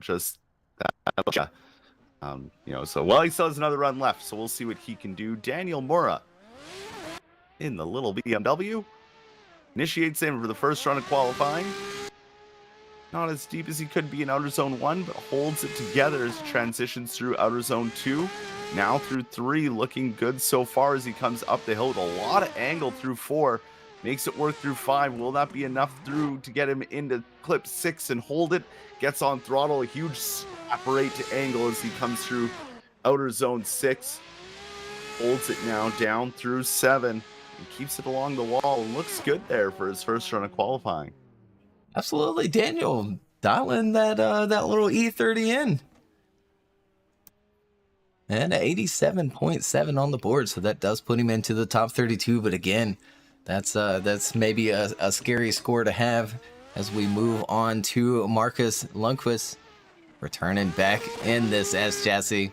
Seen this for a few years now, and he's got it dialed in here for round 3. It looks like through Okayama up the hill, filling that outside zone. I don't see any puff of dirt at all. He makes that transition into zone 6. Oh, and just a small correction there, but he stays on the course. Last and final transition into the wall ride. Keeping things going, and across that finish line, Marcus Lundqvist. Mr. Pink Drifter Marcus Lundqvist, good to see you back. I love that car. An 86 on the board, but a big hiccup there into outer zone 6. So we'll see what you can do for your second run as we have Jordan El Nasser now in the Dodge Viper. Let's see if he can make his way into the top 32 today, initiating in. Looking good through outer zone 1 so far. Could have been a bit deeper as he comes through 2 and 3, pushing up the hill now through outer zone 4 into outer zone 5. Could have filled 5 a little bit more. Jordan coming into 6, the big hesitation, but holds onto it through outer zone 6, pushing out to that track edge near the end, putting it right on the wall. Woo, Jordan! Almost thought he was gonna go right into it, but he gets on throttle and holds it through to the end. Yeah, I mean, other than those small little hiccups here and there, if he can, sort of do that same thing and just clean it up, I think he might be into the top 32 later on today as we see that score a little bit lower than the cutoff, 82.7, as we move on to Yasir Saad for his first run of the day in this FDRX7. Looking good through turn 1. That first outside zone fills the next. Down to the outside zone 3 as well, working up that hill. Resting over it there for that outside zone and back down into zone 6 here, filling it as well. Working down that hill some more. Settles into the wall ride. Could be a little deeper there. There he goes across that finish line. Not too shabby of a run there from Yasir. No, yes, sir. Really throwing it down there and getting a 90.7 for the first round of qualifying. We'll see now what Ethan can do. Ethan in that new Nissan Z as well. It's such a nice looking car. As Ethan initiates in to outer zone 1, holding it through outer zone 1. Makes the transition now, filling all of outer zone 2, grabbing outer zone 3. Could have been deeper in 3, but holds the momentum up the hill through 4. Grabbing 5, transitioning down into 6. Lots of angle as he enters into outer zone 6, but holds it through. Transitions down the hill now, gets on that final wall ride. Just holding it nicely all the way through and making the run work. Yeah, Ethan looking good. I've seen him on the practice server throughout the 2 weeks, and there it is, 89.3 for run 1. And we're on to Oliver Eppinger returning in his Supra. And the Supra is getting more and more popular in the field. He looks good through outside zone 1. Comes up for 2.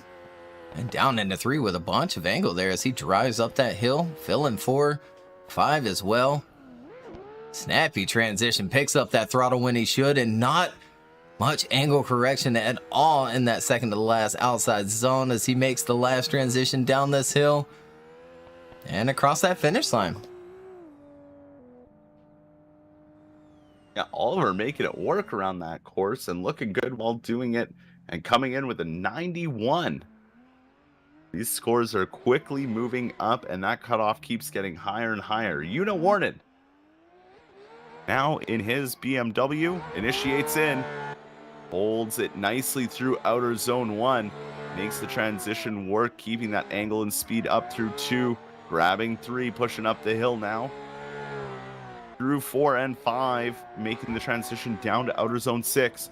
Gotta hold it together now on 6, keeping it along that track edge. Looking good so far as Yuna, as he transitions down into outer zone 7. And just a good overall clean run. Yeah, not bad at all there from Yuna.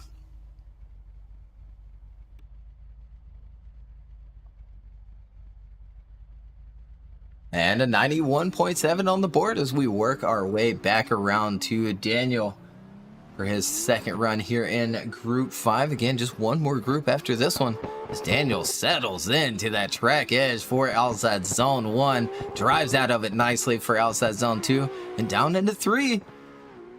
Very good line here from Daniel coming off the 95.7.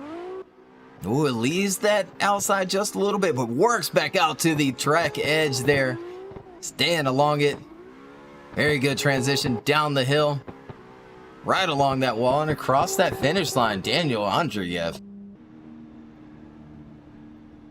Daniel really putting it down. Already on that 95.7, trying to improve, but doesn't. At a 94.3, very good tiebreaker score if he needs it. Artem Matsuchenko sitting on that 92. Let's see if Artem can improve. Throwing it into outer zone 1. Holding it nicely through outer zone 1. Could have been a tad deeper through it though as he comes through 2. Makes the transition through 3. Pushing up the hill. Holding a good angle as he comes through 4 and 5. Quick transition into outer zone 6. Holding a lot of speed. He goes off, but he holds it together. I definitely thought that was too much speed coming into outer zone 6, but he holds it, makes it work, and gets through outer zone 7 and gets points on the board. Yeah, definitely just a little bit too much sauce there coming down the hill for outside zone 6. Drops those 2 tires, a big deduction there you see on the board, 79, but still sitting on the 92. And here's Ryan Littoral for run number 2 after going into the last and final wall just a little bit. Other than that, looked good for run 1. See, looks good for run 2 as well so far. Driving that car up the hill, filling that zone. Very good through the second Manji section as well. Into outside zone 6. Riding that track edge, leaves it just a little bit. Very common there in that section of the outside zone. Settles in nicely to the last and final outside zone this time. There he goes across that finish line, Ryan Littoral. There we go from Ryan Littoral. That's a nice score, 91.7. That was a good run from him as well. As sitting on an 87.7 is this man, Daniel Mora. Little BMW initiates in, Let's see what he can do on the second run. Holding a good line through outer zone 1. A little bit, adding a bit more angle at the end of outer zone 1, but making the transitions work through 2 and 3 as he's pushing up the hill. Kind of bobbling the car, though, as he came up the hill. Makes it through 5 now for outside zone 6. Started nice and wide, but had to bring it in. Now to transition into 7 and holding it nicely.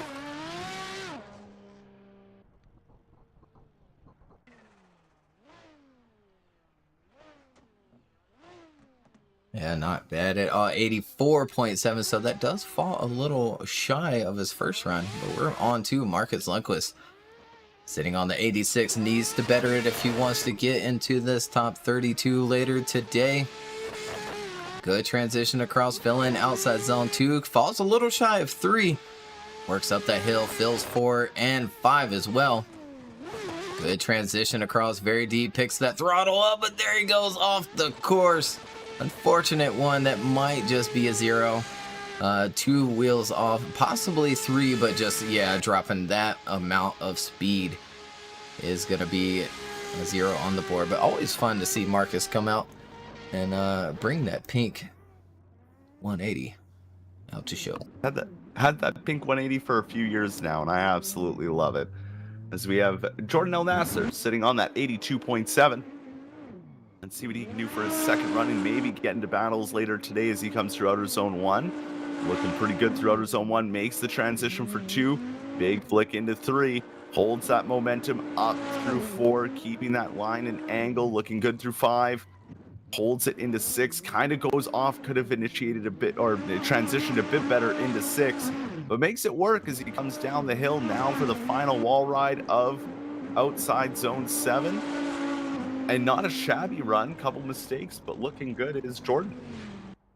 Yeah, it's going to be a tough one to get past that 87.7 coming into that second to last outside zone. And he is going to fall just a little shy of an 86.3. So we work back around to Yasir's side. Run number 2 coming off the 90.7. And enters in very deep, keeps that car on the track somehow, following that track edge. Looking good through 2, into 3 as well as he pulls that car up the hill. Keeping that momentum high here as he makes that transition. Smooth decel, picks up that throttle very smooth through this second to last outside zone.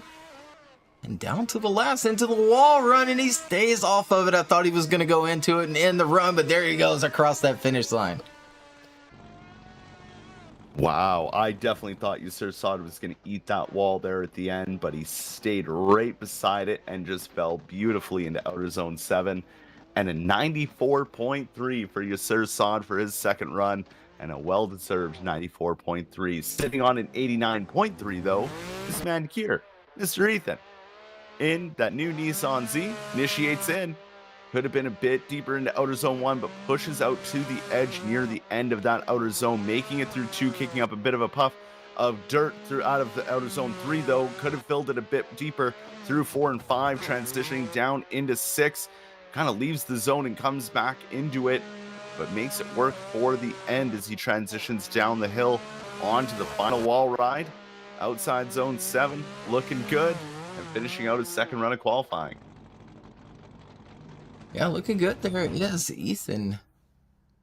88.3, so it falls just a little shy, but so far that 89.3 is keeping him into the top 32. But we've got one more group after this. So we see just one more 87.7 hanging on as we go on to Oliver Eppinger for run number 2. Currently sitting on the 91, looking good through the first run, and here in the second, filling these outside zones so far. Very snappy transition, picks up that throttle, leaves the edge just a little bit, but stays on that line, stays on the angle as well. Very smooth. Leaves the wall just a little bit, works it back out to the outside, and across that finish line, Oliver Eppinger. Good second run.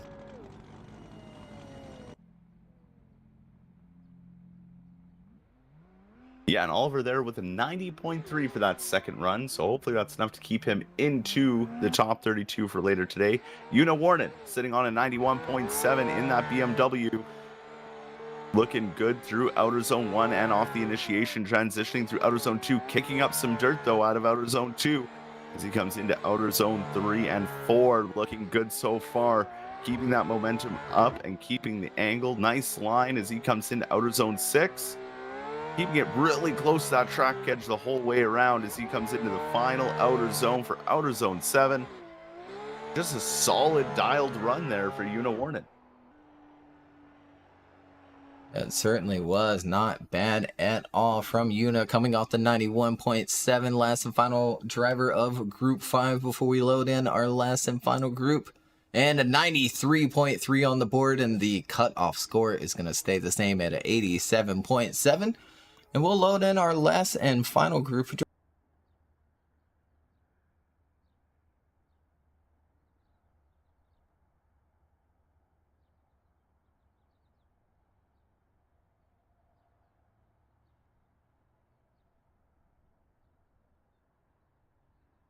So one group left to go of qualifying here today for round 3 of the Virtual Drift Championship. And what a qualifying it's been so far. You know, we've just seen so many drivers coming out swinging, looking over the point sheets here. It is just insane. I mean, we look back to our number 1 qualifier, which is Robert, coming out with that big, huge score. Sorry, I lost his place here with that 96.3, and then T-Con matching that, but sadly having the lower low score. So T-Con's actually in second place there. But battles later today are going to be so close. These drivers have put in everything onto this course, and this course is not easy. So to see these kind of scores from these guys really just again shows that level that the Virtual Drift Championship has come to for this year. One more group to go, and still some heavy hitters in this group as well. Anything can happen. So it'll be really good to watch, and then make sure to stick with us after a short break after qualifying for battles later today. And we also want to take this time just to thank everybody for joining us here on the live stream, chatting away in the chat and enjoying the fun time that this qualifying has given us. Also, a huge shout out to our sponsors, Sim Magic, Next Level Racing, Grip Royal, Tire Stacks, and Yokas Design. Without them, these events could not happen, and we appreciate all.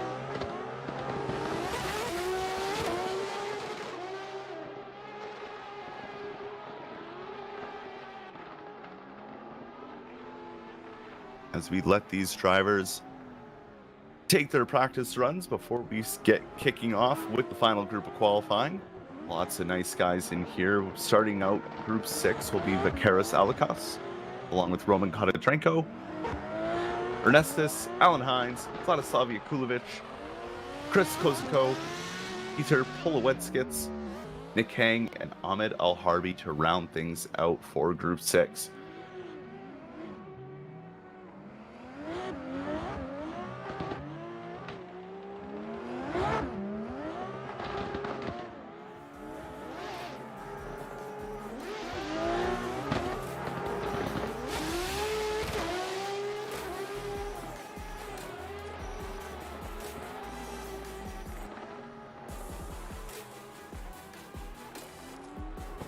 Again, as Tanner just said, last and final group loaded in today, and yeah, I was expecting some higher, scores today, but man, it's been a lot more higher 90s than I expected. Especially for this track, with the difficulty that this track brings. Like, I'll be honest, I tried practicing on it, and yeah, I'm not good. So the fact that these drivers are doing this are insane. But I think our first driver of qualifying is here and ready to go. It does seem that way. Vakaris Alukas at the line, ready to go. And that Erta GT86. And throws that car in. Very snappy initiation for turn 1. Keeping things going, filling outside zone 2. Comes up a little shy of 3. Not quite as deep as he could be, but nice on 4. Nice on 5 as well. Snappy transition. Maybe a little too much angle there when he picks up throttle, drives off that track edge just a little bit, works it back out to the outside.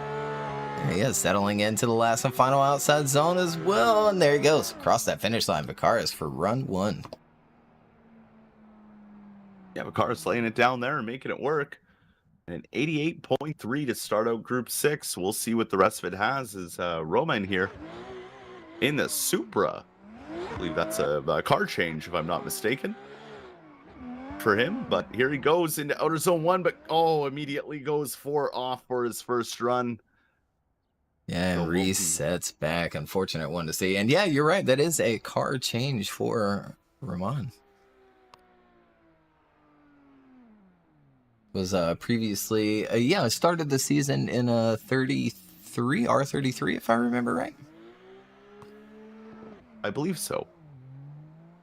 And here's Ernestas. Next Urta driver and swinging that S14 into the first turn. Keeps things going into 2, down into 3, very deep there as well. Working up that hill, filling that next outside zone. Nice and smooth into outside zone 6 here. Working his way back down the hill.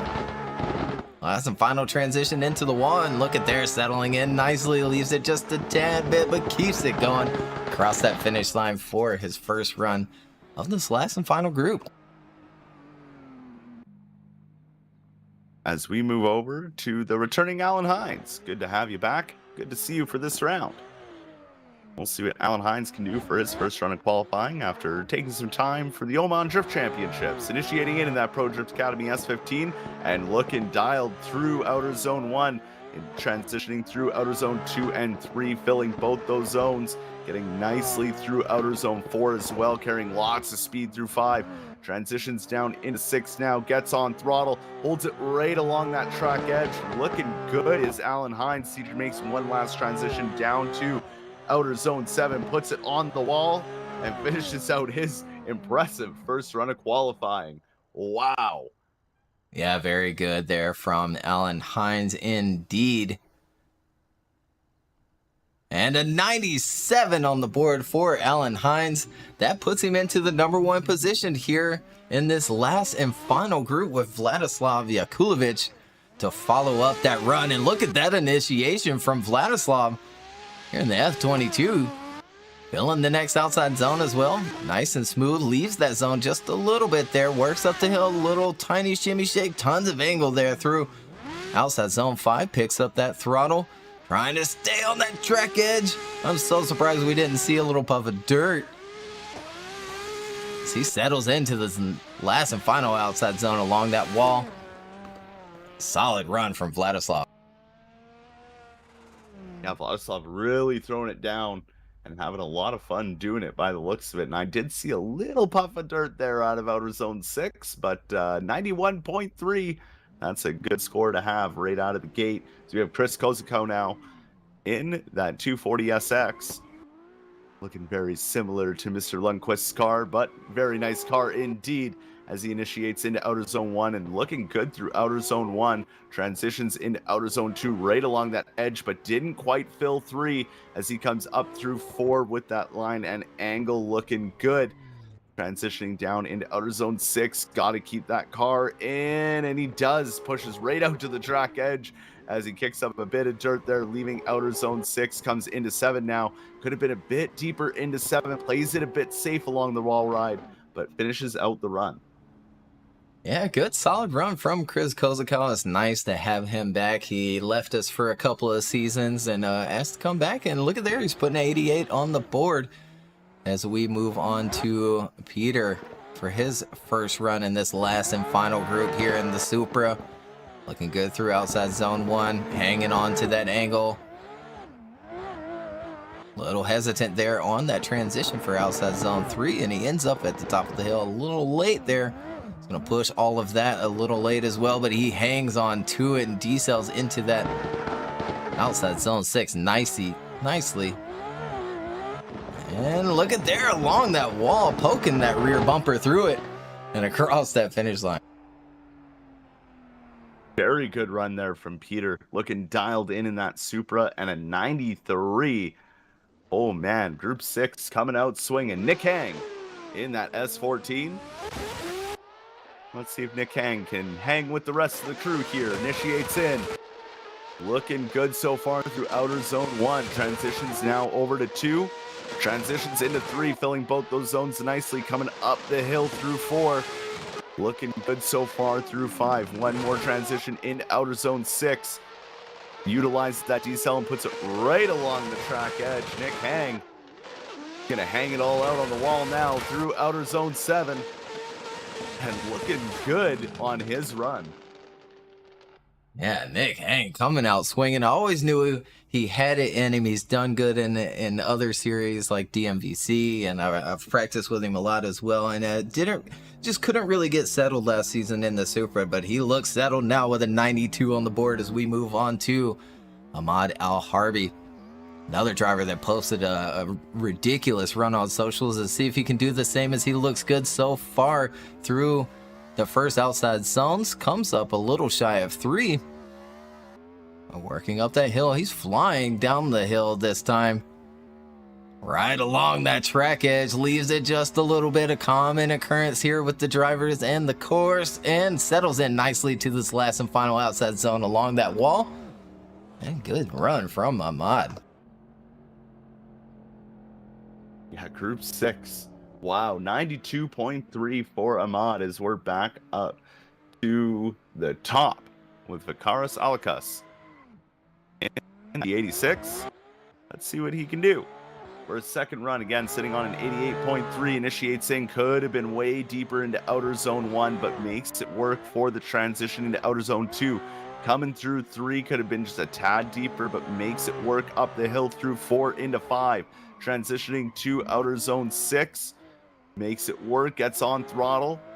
And a good line through outer zone 6, transitioning down the hill now to outer zone 7, the final wall ride. Can he improve on that 88.3? Vikaris finishes out his run. He does, and he certainly needs to better it as we see that cutoff score get higher and higher. 88.7, he falls just shy of it with that cutoff being an 89.7 currently, as we move back around to Roman Kondratenko. And swinging that super in this time, staying on the track and keeping things going down to outside zone 3 and pulling up the hill. Good transition, tons of angle there. And smooth on picking up that throttle and his angle through outside zone 6. Last and final transition there. And Roman getting through the course this time, and nicely. Looking really good in that Supra too, now that it was all, you got the nerves all shaken out of him, and a 91 on the board. So we'll be definitely seeing him later today, as we have Ernestus coming off of that 92, ready to lay it down again and see if he can improve or better it. As he comes through outer zone 1, swinging, filling all of outer zone 1, grabbing all of outer zone 2 and 3, holding that angle up the hill through 4, makes the transition into 5. Now coming down the hill to outer zone 6, puts it along the track edge beautifully, dropping a little bit of tire after outer zone 6, but makes the transition work into 7, putting the bumper on the wall and crossing that line.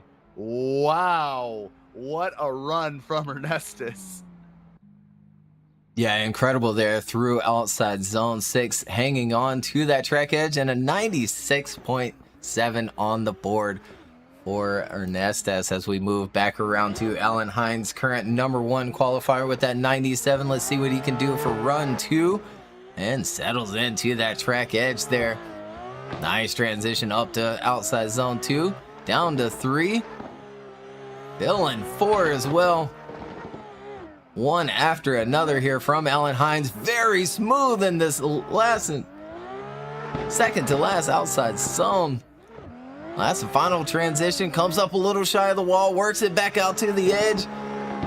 And there he goes, Alan Hines for run 2, trying to better that 97. He might just do that there.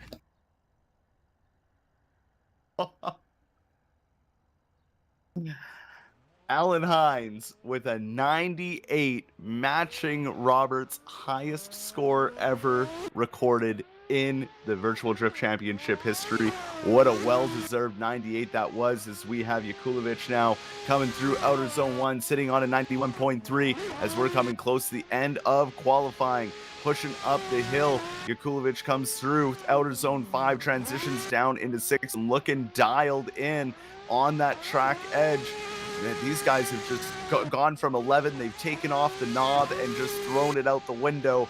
And look at this run from Yakulovic here. Very, very good run. The knob is broken indeed. 95 on the board for Vladislav Yakulovic. And we're back around to Chris Kozakow, currently sitting on that 88. He needs to better that too and make it into the top 32. He initiates in, comes up a little shallow there in that zone. He does stay in the zone, but could certainly be a little bit deeper there. Tons of angle there through outside zone 2, and then has to make a correction there. So he works his way through the second Manji section down the hill, and he's gonna go off the back end of outside zone 6. The second to last turn there. Difficult one today that the drivers have struggled with. But he'll stick with that 88 and, again, just be a little shy of that top 32. But still a good job today from Kozakow. Exactly. Moving over to Peter, sitting on a 93 in that Toyota Supra.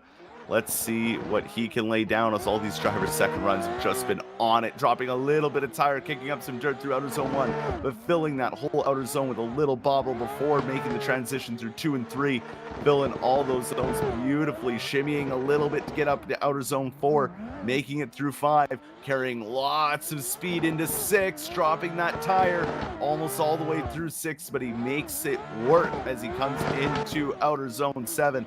Putting it on the wall, maybe giving it a little love tap there as he finishes out his second run. Yeah, another solid one. A couple of mistakes here and there, so I think it is going to fall a little shy. Yeah, it is 83.7, but still 93. We'll see him on into the top 32 later as we move on to Nick Hang. Second to last driver here for round 3 qualifying here at Okayama. Nick looking good through outside zone 1, as well as 2 down into 3. Driving that car up the hill, picking up that momentum there. And nice and smooth into outside zone 6 here, along that track edge. Filling these zones and staying on the right line. Look at there, Nick Hang in this S14, looking dialed across that finish line. Wow, Nick Hang, hanging it all out there, trying to improve. And just shy of improving, 91.7 for his second run of qualifying, as we're on to our final driver of qualifying here of round 3 of the Virtual Drift Championship. Ahmed Al-Harbi sending it into outer zone 1. Looking good so far. Could have been a bit deeper off the initiation, but makes up for it near the end, coming through outer zone 2. Then 3 could have been a bit deeper through 3, but makes it work through 4. Transitions a bit late into 5, but holds it together for outer zone 6. Puts it right along that track edge and looking good, kicking up a bit of dirt off the exit as he transitions into outer zone 7 and puts it through and finishes qualifying for round 3. Yeah, a wonderful way to finish it there from Al-Harbi, getting a 92 on the board, showing that consistency there with those 92.3 and a 92. And again, that's going to do it for qualifying, moving quickly through this longer track today. And again, something new and different from us with this layout. Drivers certainly tackled it. A couple of them struggled here and there, but they got it together. I don't think we had a single double zero today. I think everybody put a score on the board, and it was a good score from everybody, at least one of those runs. And again, these drivers just showing their ridiculous skill that they have. I mean, ridiculous skill indeed. When we look at, you know, the final group of Group 6, as I'm staring at the qualifying sheet, there's scores on here that I've never seen judges give before, and that just shows how dialed these guys are and how insane battles will be later today. So make sure to keep those notifications on. Click that little bell so that way you get notified the second we go back live. Absolutely. We'll take a quick, short little commercial break. We'll let the rest of the staff make sure they sort through the qualifying runs, get everybody into the positions that they need, and we'll come right back, show that off, and the bracket for later on today. So again, we'll be right back in just a few moments.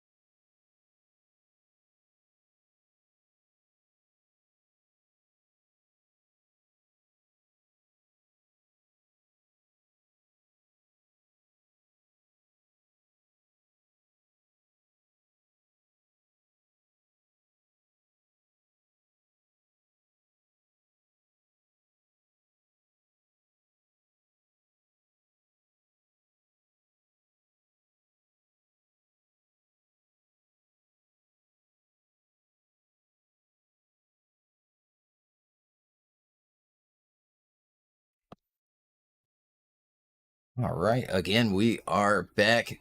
Still waiting on that bracket to get sorted, but the list of drivers should have been sorted. And here we go. Alan Hines stays in that number 1 position with a 98 on the board. Ernestus, the 96.7, coming out swinging. Robert Gavinsky, 96.3. Tikon with his 96.3 as well. Daniel Andreev, 95.7. Kawain Ebanks, 95. Vladislav Yakulovich, 95. Luciano Carnero, 94.7, rounding out that top 8 as we take a look ahead. Zach O'Sullivan, 9th position. Ahmed Al-Harbi rounding out that top 16 with a 92.3. Tons of 90s here at this difficult track. Pontus in that 17th position, 92.3. And Erikas Yerkes rounding out the top 24 with a 91.7. And there we see that cutoff with Lazam, 90.7 in that 32nd position, and Ryan Littoral at that 25th with a 91.7. So it did end up being into the 90s anyway with the qualifying cutoff score. My prediction myself was 89.7. What about you, Tanner? Mine was 90 dead. Well, closer than I was. Again, just a difficult track to tackle, and it's going to be a challenge for these drivers. Again, in battles just later on, we're going to take about an hour and 15-minute break, come back at the top of the hour with the top 32. So thank you all for tuning in, sticking around for qualifying today. We've got some exciting battles to come. And again, tune in about an hour and 15 minutes. We'll put the schedule stream up early here in just a few moments. So if you'd like to wait around, chat, please do so, and we'll see you soon.